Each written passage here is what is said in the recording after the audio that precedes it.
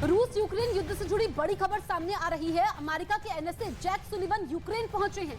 जी हाँ, जहां Jake Sullivan और जेलेंस्की के बीच काफी देर तक मुलाकात हुई और इसके बाद अमेरिका ने यूक्रेन को $400 मिलियन की सहायता देने का ऐलान किया, जिसके तहत जेलेंस्की को अमेरिका से नए आत्मघाती ड्रोन मिलने जा रहे हैं। साथ ही जेलेंस्की को अपग्रेड हुए टैंक भी मिलने वाले हैं और यूक्रेन की फौज को एक बड़े एयर डिफेंस सिस्टम से भी लैस हो जाएगी।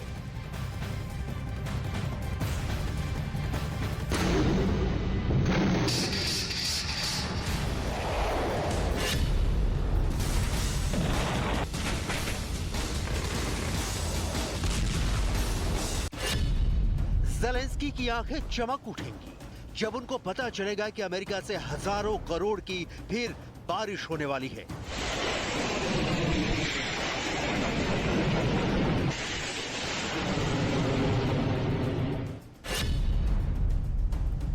ज़ेलेंस्की का दिल धक धक करने लगेगा जब उन्हें पता चलेगा कि टैंक से लेकर नई मिसाइल उनको मिलने वाली है।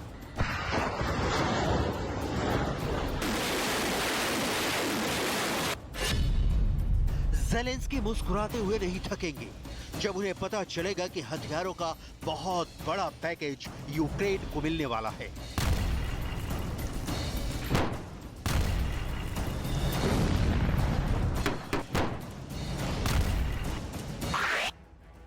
पुतिन से टक्कर लेने के लिए ज़ेलेंस्की को मिलने वाली है एक बहुत बड़े पैकेज की नई किश्त, जो यूक्रेन की फौज के लिए नई उम्मीद है। तो पुतिन के लिए ऐसा खतरा जो यूक्रेन में मिली कामयाबी को हार में बदल सकती है। पूरी दुनिया में रिपोर्ट छप चुकी है कि ज़ेलेंस्की 10, 20, 30, 40 नहीं, 100 भी नहीं, बल्कि 400 मिलियन के उनको हथियार मिलने वाले हैं। अमेरिका से लेकर अरब की दुनिया और ऑस्ट्रेलिया से लेकर यूरोप तक अखबार और न्यूज वेबसाइट इस खबर से पची पड़ी हैं।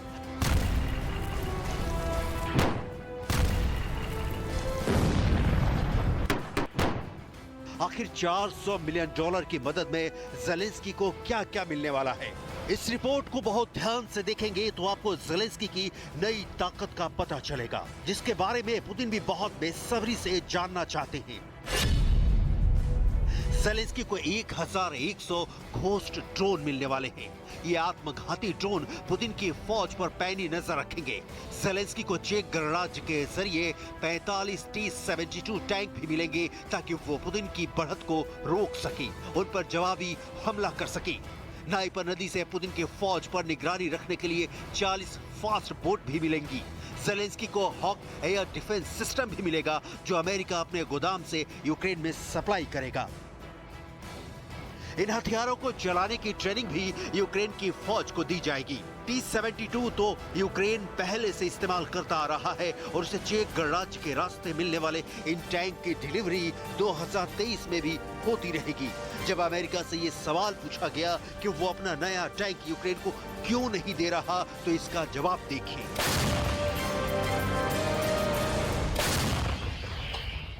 Why aren't we providing new tanks or American tanks?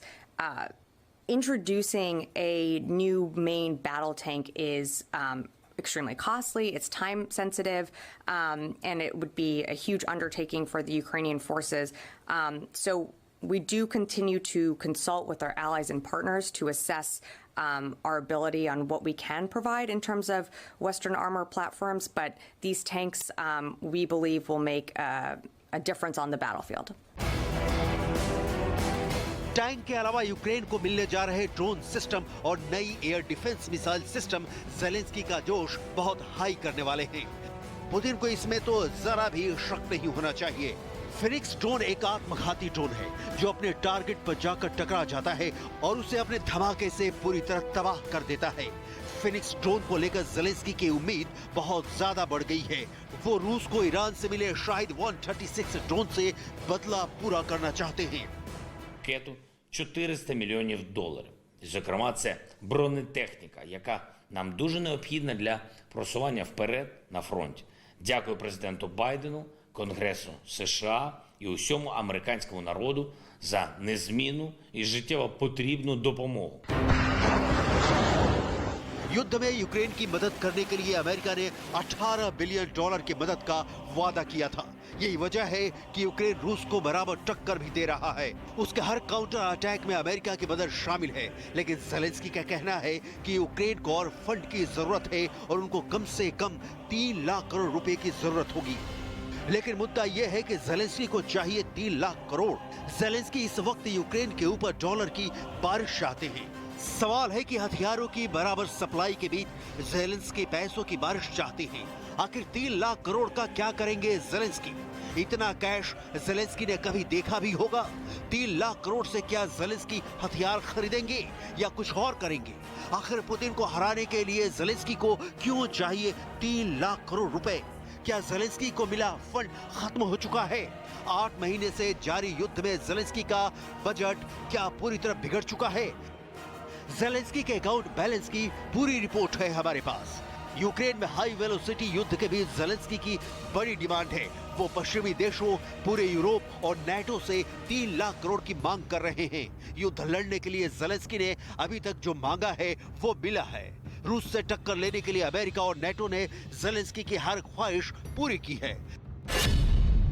चाहे वो अमेरिका और ब्रिटेन से मिली जेवलिन और एन लॉ जैसी एंटी टैंक गाइडेड मिसाइल हो, चाहे वो रूस के विमानों को गिराने के लिए अमेरिका से मिली स्टिंगर मिसाइल हो, चाहे वो रूस की मिलिट्री पोजीशन पर बमबारी के लिए अमेरिका के हाई मास रॉकेट सिस्टम हो, चाहे वो अमेरिका से ही मिली M777 तोप और उसके हजारों गोले हो, चाहे वो पोलैंड और चेक गणराज्य से मिले T-72 टैंक ही क्यों ना हो। इस वक्त ज़ेलेंस्की का इरादा पूरी ताकत समेटने का है। रूस की पोजीशन को लगातार अटैक करने का उनका काम जारी है। डॉनबास में उनकी फोर्स ने फाइट बैक वाली रणनीति पर तेजी से काम किया है और यही वजह है कि पुतिन को कुछ मोर्चों पर जबरदस्त झटका लगा है। इस वक्त युद्ध में रूस को हराने के लिए ज़ेलेंस्की को जो भी चाहिए वो उसे अपनी पहुंच में चाहते हैं। ऐसे में इस वक्त सबसे बड़ा सवाल है कि रूस की फौज पर लगातार गोले बरसाने, उसका हेलीकॉप्टर गिराने और रूस के ड्रोन को उड़ाने के बाद इस वक्त ज़ेलेंस्की का गोदाम कितना भरा है, कितना खाली है और 3 लाख करोड़ से वो क्या क्या करना चाहते हैं। 3 लाख करोड़ में ज़ेलेंस्की किसका किसका गोदाम भरेंगे? यूक्रेन के युद्ध में ये बहुत बड़ा सवाल है।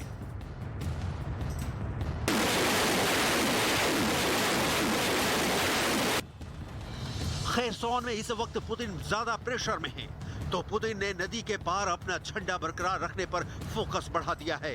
यूक्रेन का दावा है कि पुतिन को यहां से पीछे हटना पड़ेगा।